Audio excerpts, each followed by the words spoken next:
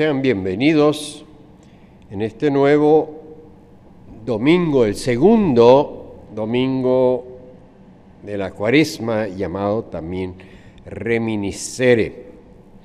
Recuerda, ustedes saben los nombres que se le da, son casi siempre la palabra inicial del salmo correspondiente a ese domingo. Por lo menos el salmo que originalmente se oraba en esos días. El versículo de la semana está en Romanos. Dios muestra su amor para con nosotros en que siendo aún pecadores, Cristo murió por nosotros.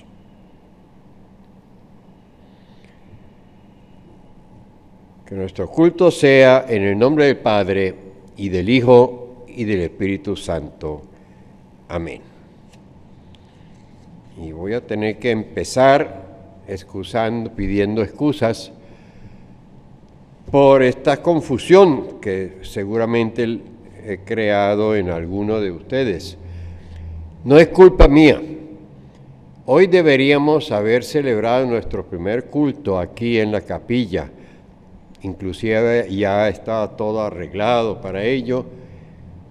Y entonces en Alemania y en Miami decidieron de que no debe haber culto en Caracas.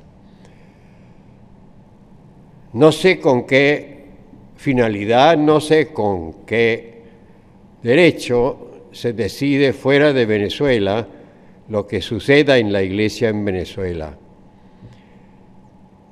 Pero también son hermanos, más aún son amigos míos. Y entonces no va a haber culto en los próximos meses tampoco. Culpa de ellos, no es mío. Así que sigamos con estos cultos. Por desgracia, tampoco tengo internet desde hace una semana, así que no he podido buscar un himno para empezar. Yo había escogido el himno inicial, el número 47 aquí de nuestro himnario. Cristo vivo, vida del viviente, Cristo nuestro Salvador, entregado por nosotros a la pena y el dolor.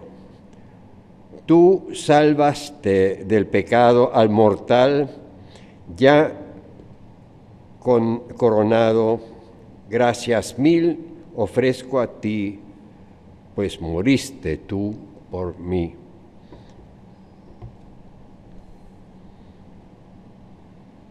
Con la mirada en la cruz de Cristo, reconocemos que nos rebelamos cada tanto cuando nos toca pasar penurias y cuando sufrimos, a pesar de que a través del sufrimiento deberíamos aprender la obediencia a Dios y la aceptación de su voluntad. Es muy humano, nadie le gusta sufrir. Cristo lo ha asumido por nosotros.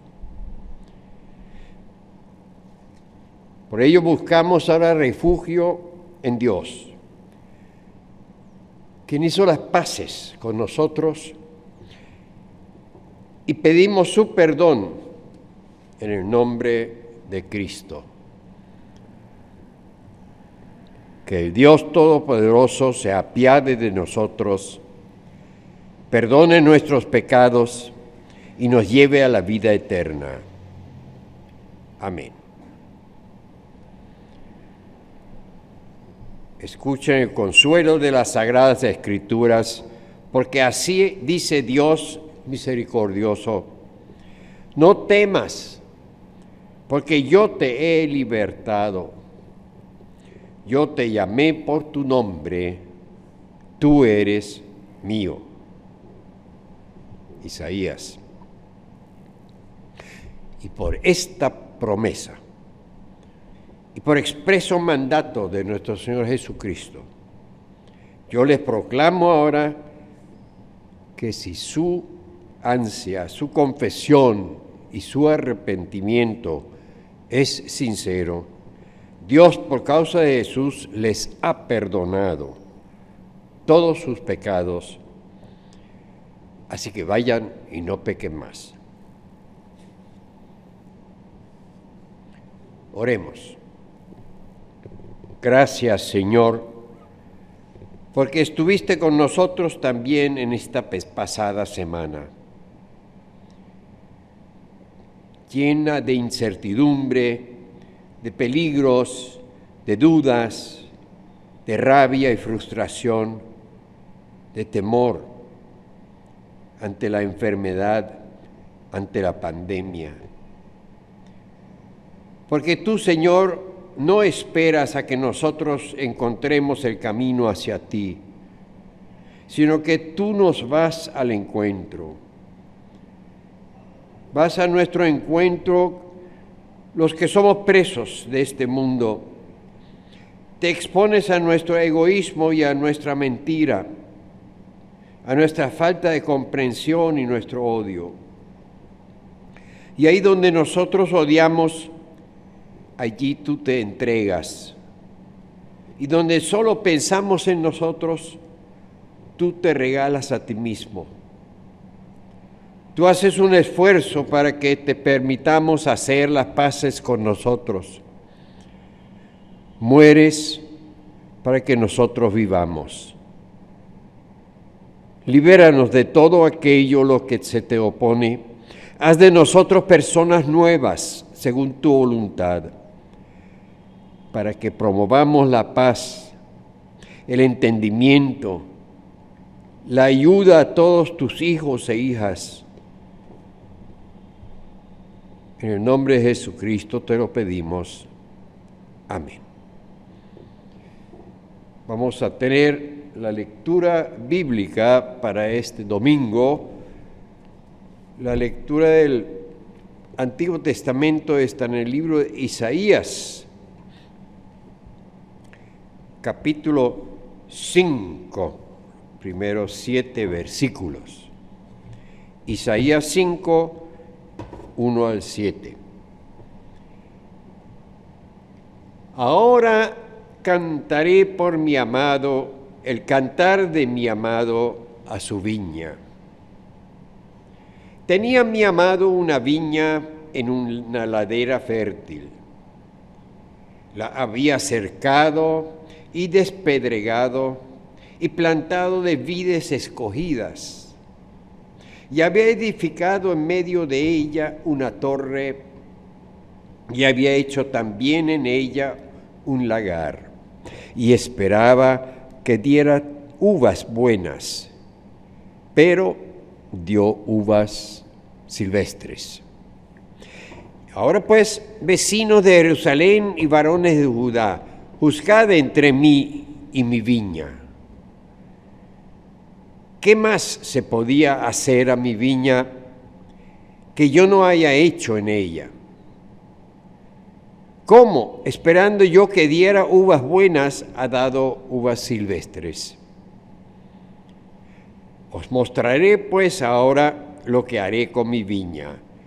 Le quitaré su vallado y será consumida, derribaré su cerca y será pisoteada. Haré que quede desierta, no será podada ni cavada, y crecerán el cardo y los espinos, y aún a las nubes mandaré que no derramen lluvia sobre ella.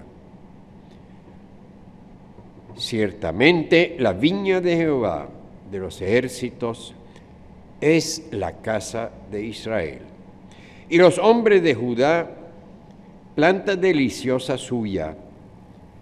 Esperaba juicio y hubo vileza, justicia y hubo clamor. Esta es palabra de Dios.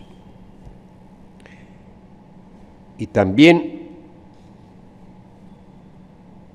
escucharemos el Evangelio que está en el Evangelio según San Marcos, capítulo 12,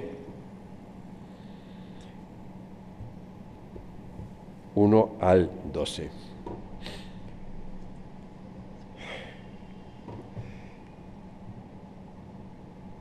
Marcos 12. Entonces comenzó Jesús a decirles por parábolas: un hombre plantó una viña, la rodeó con una cerca, cavó un lagar y edificó una torre, luego la arrendó a unos labradores y se fue lejos. A su tiempo envió un siervo a los labradores para recibir de estos del fruto de la viña. Pero ellos, tomándolo, lo golpearon y lo enviaron con las manos vacías. Volvió a enviarles otro siervo, pero apedreándolo lo hirieron en la cabeza y también lo insultaron. Y volvió a enviar otro y a este lo mataron. Después envió otros muchos. A unos los golpearon y a otros los mataron. Por último, teniendo aún un hijo suyo amado, lo envió también a ellos, diciendo: tendrán respeto a mi hijo. Pero aquellos labradores dijeron entre sí: este es el heredero, venid, matémoslo, y la heredad será nuestra. Y tomándolo, lo mataron y lo arrojaron fuera de la viña. ¿Qué pues hará el señor de la viña? Irá, destruirá a los labradores y dará su viña a otros. Ni aún esta escritura habéis leído: la piedra que desecharon los edificadores ha venido a ser cabeza de ángulo. El Señor ha hecho esto y es cosa maravillosa a nuestros ojos. Y procuraron aprenderlo a Jesús, porque entendían que decía contra ellos aquella parábola, pero temían a la multitud y dejándolo se fueron. Hasta aquí la lectura bíblica. Esta es palabra de Dios. Te alabamos, Señor. Y mi texto de predicación es la epístola de este domingo, que está en la carta de Pablo a los Romanos, capítulo 5, los primeros 11 versículos. Romanos 5. Justificados, pues, por la fe, tenemos paz para con Dios por medio de nuestro Señor Jesucristo, por quien también tenemos entrada por la fe a esta gracia en la cual estamos firmes, y nos gloriamos en la esperanza de la gloria de Dios. Y no solo esto, sino que también nos gloriamos en las tribulaciones, sabiendo que la tribulación produce paciencia, y la paciencia prueba, y la prueba esperanza. Y la esperanza no nos defrauda, porque el amor de Dios ha sido derramada en nuestros corazones por el Espíritu Santo que nos fue dado. Y Cristo, cuando aún éramos débiles, a su tiempo murió por los impíos. Ciertamente, apenas morirá alguno por un justo. Con todo, pudiera ser que alguien tuviera el valor de morir por el bueno.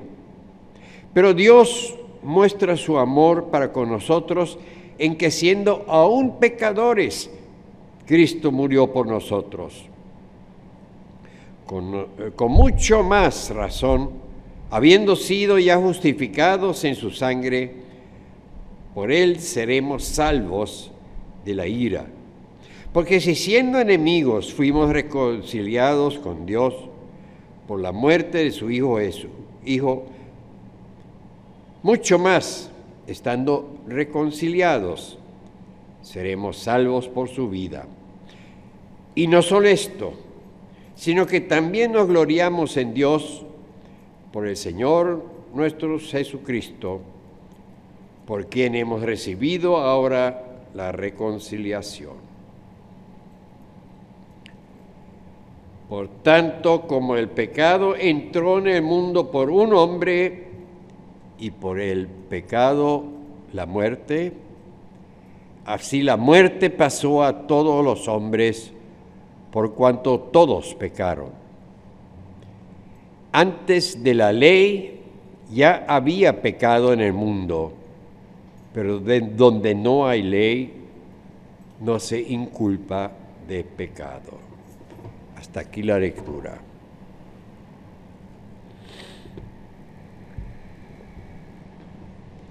Queridos hermanos, hermanas, he leído muchas veces este pasaje, bastante denso en todo su mensaje, sobre todo porque es el colofón del concepto sobre la justificación por la fe que Pablo desarrolla en los 4 primeros capítulos de Romanos, de esta epístola.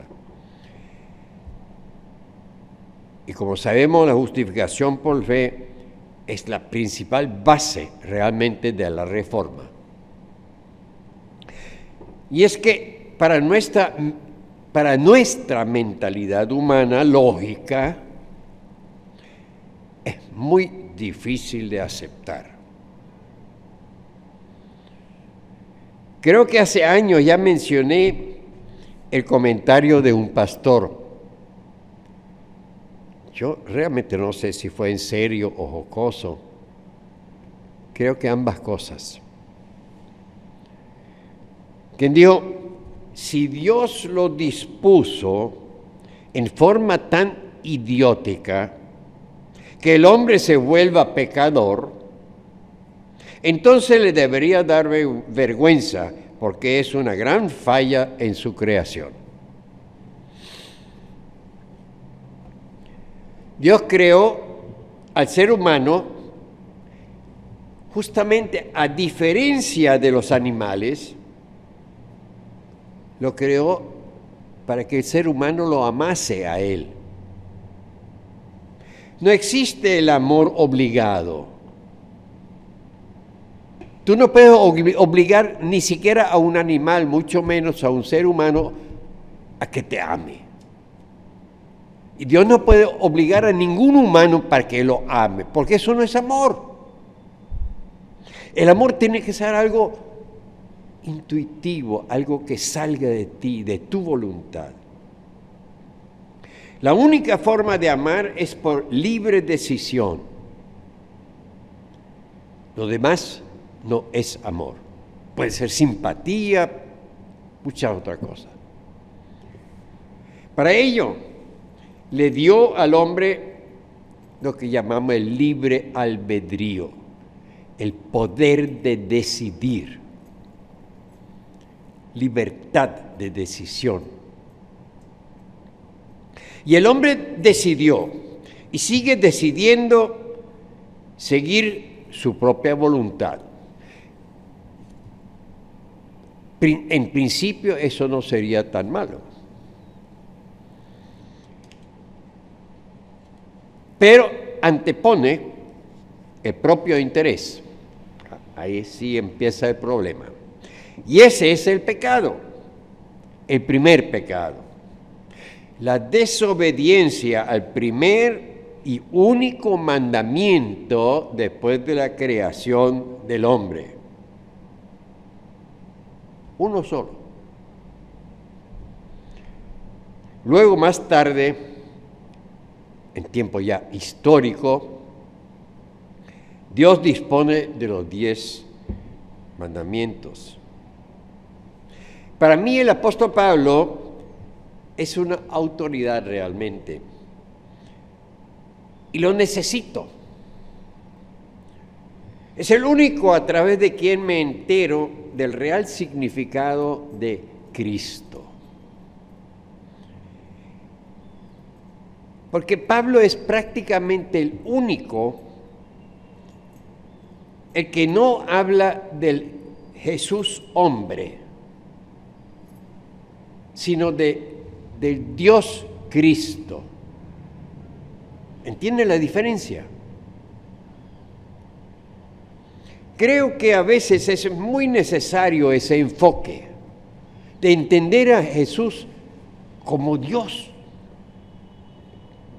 Hoy día, demasiadas personas, y son sobre todo los evangélicos, ponen el énfasis en el Jesús humano. Claro, por supuesto, es mucho más fácil de entender, de captar, de asimilarlo, de aceptarlo. Esa especie de superhombre, modelo, cuyas enseñanzas debemos seguir. Perfecto, eso es posible. Un hombre que sacrificó su vida sufriendo en la cruz, etc., como hombre, es perfectamente entendible, imitable.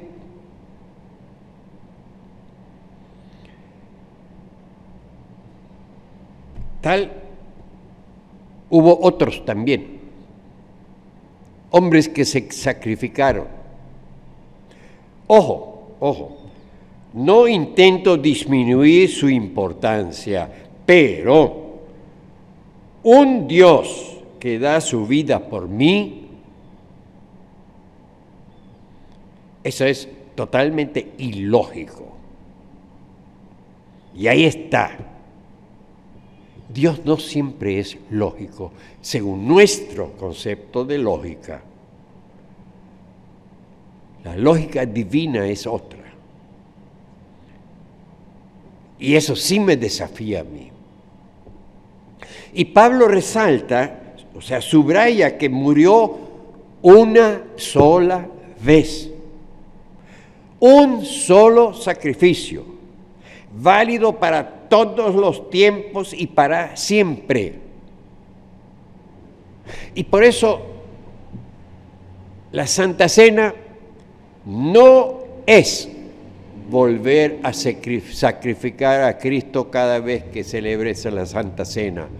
Y en eso nos diferenciamos totalmente.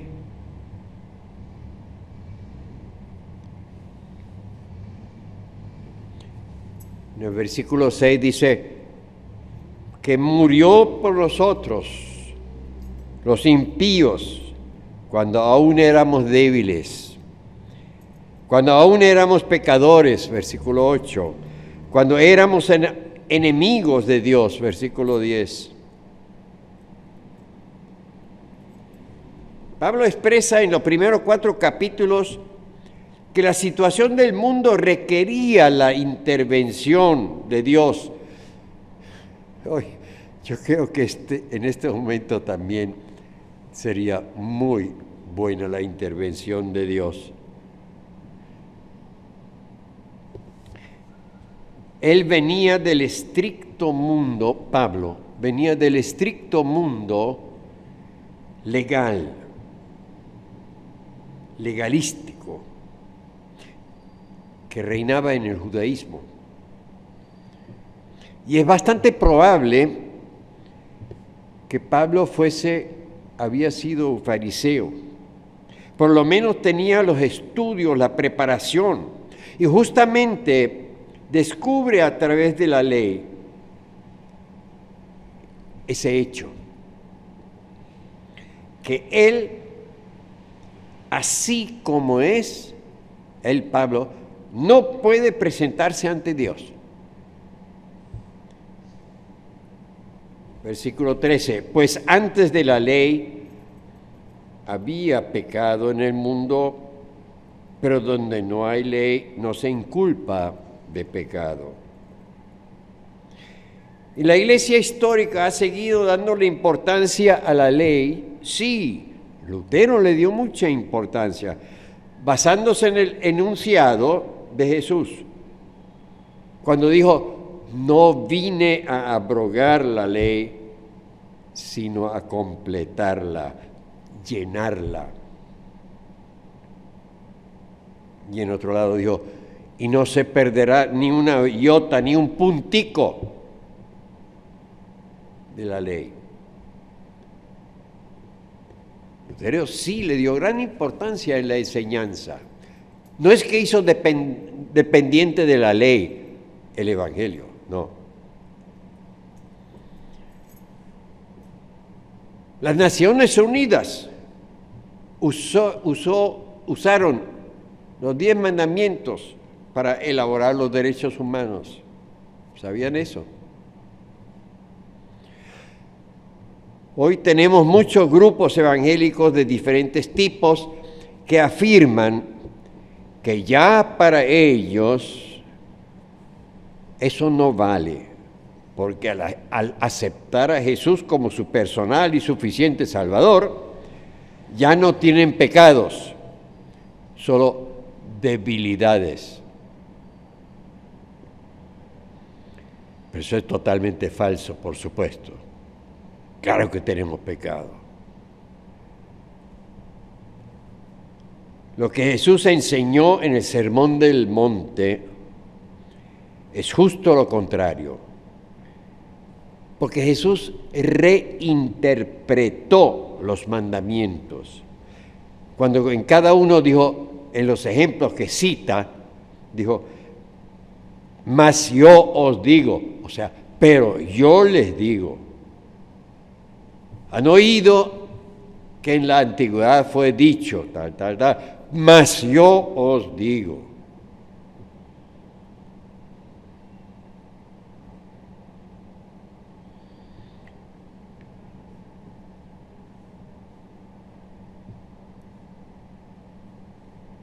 Y eso nos demuestra que seguimos siendo totalmente pecadores, al ser incapaces de cumplir aún uno solo de los mandamientos. Cumplirlo sinceramente. Cuando él dice, por ejemplo, no matarás. Yo no acuchillé nunca nada. No. Dice, cuando tú en tu corazón le tienes rabia a alguien, lo estás matando. De que eres cobarde y no te atreves a hacerlo físicamente, pero en tu corazón lo mataste y ya eso es pecado. Interpretando así, no hemos cumplido nunca ninguno de esos mandamientos. Los 10 mandamientos son el espejo, dice Lutero, en el cual nos reconocemos como totalmente pecadores. Y es para borrar esa ofensa, para lo que Dios mismo se hizo hombre y pagó con su vida. Porque una ofensa a Dios no lo puede borrar el hombre, porque es totalmente otro nivel. Yo puedo borrar una ofensa a un compañero, a otro hombre, una mujer, pero no a un Dios. Eso solo lo puede hacer Dios mismo. Y Dios lo hizo en su Hijo, Jesús, el Cristo que vino para darnos la buena noticia. Dios te acepta a pesar de todo. ¿No es increíble? A pesar de todo, Dios te acepta.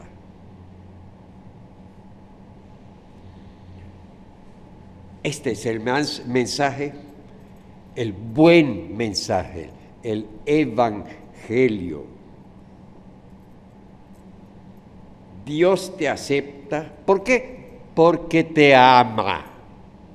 Tan sencillo. El amor no es lógico. Es absolutamente contrario a todo pensamiento jurídico. Se puede entender solamente por y desde el punto de vista de Cristo.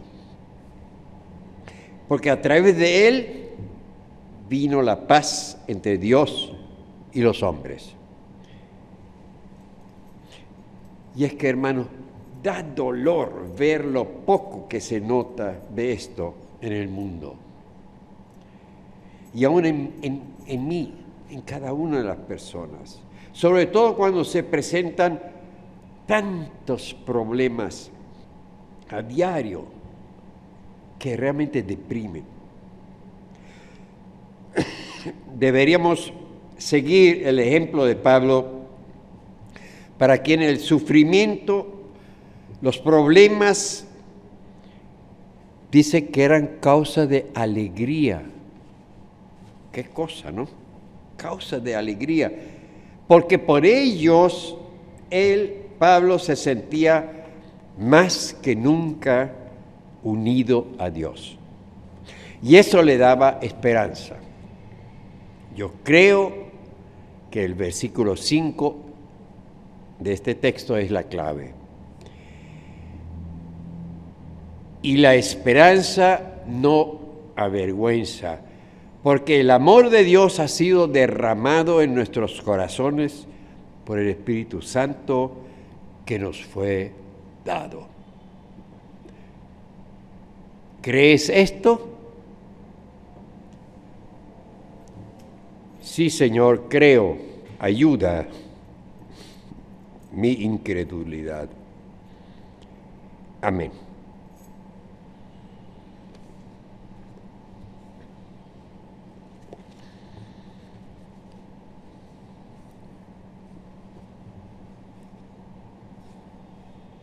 Oremos.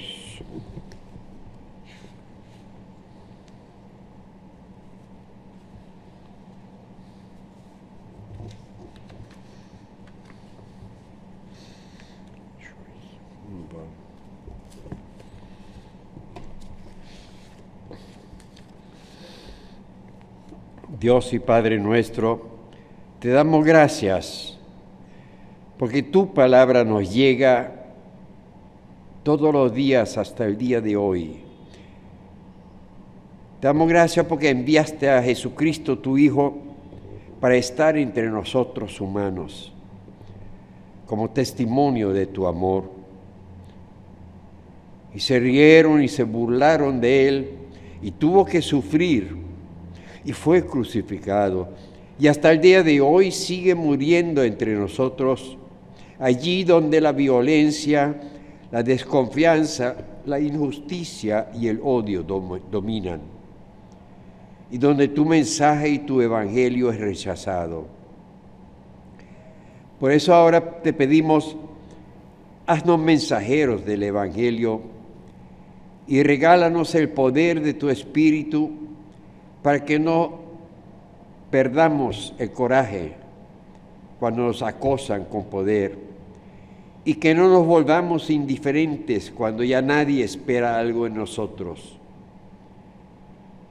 Queremos ser llamados a la responsabilidad por los hombres, mujeres y niños, porque estamos viendo que hay demasiados que están desesperados y nadie los anima. Y hay muchos que preguntan y cuestionan y no reciben respuesta.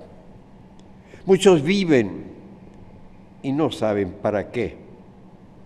Y muchos mueren y no tienen ninguna esperanza. Padre Santo, oramos por toda esa gente y te pedimos, enséñanos el lenguaje del amor, para que les ayudemos a cargar su miseria y así edificaremos entre nosotros tu reino de paz. Y danos tu fuerza, en especial en nuestra pequeña congregación, para no perder nuestro entusiasmo, para poder seguir fieles a ti, a tu palabra, para llevar el Evangelio a todos los hermanos y hermanas. Ayúdanos a ser tus ayudantes cuando la pandemia estrecha sus garras, para que este mundo pueda volver a la normalidad. Te damos gracias por la curación de nuestro hermano Salazar y ayúdele para que vuelva a tener el uso total de sus facultades en el cuerpo. Sé con nosotros, apoya a la familia de Vancelius, que lloran la pérdida de su hermano mayor. Sé con todas las congregaciones y ayúdanos a que volvamos a la normalidad cuanto antes. Danos tu fuerza a cada uno, a nuestra pequeña congregación, a nuestra iglesia en Venezuela, a nuestra nación, nuestro país. Porque te lo pedimos en el nombre de Cristo Jesús, que nos enseñó a orar diciendo: Padre nuestro que estás en el cielo, santificado sea tu nombre. Venga a nosotros tu reino, hágase tu voluntad en la tierra como en el cielo. Danos hoy nuestro pan de cada día. Perdona nuestras ofensas, como también nosotros perdonamos a los que nos ofenden. No nos dejes caer en la tentación y líbranos del mal, porque tuyo es el reino, el poder y la gloria, por los siglos de los siglos. Amén.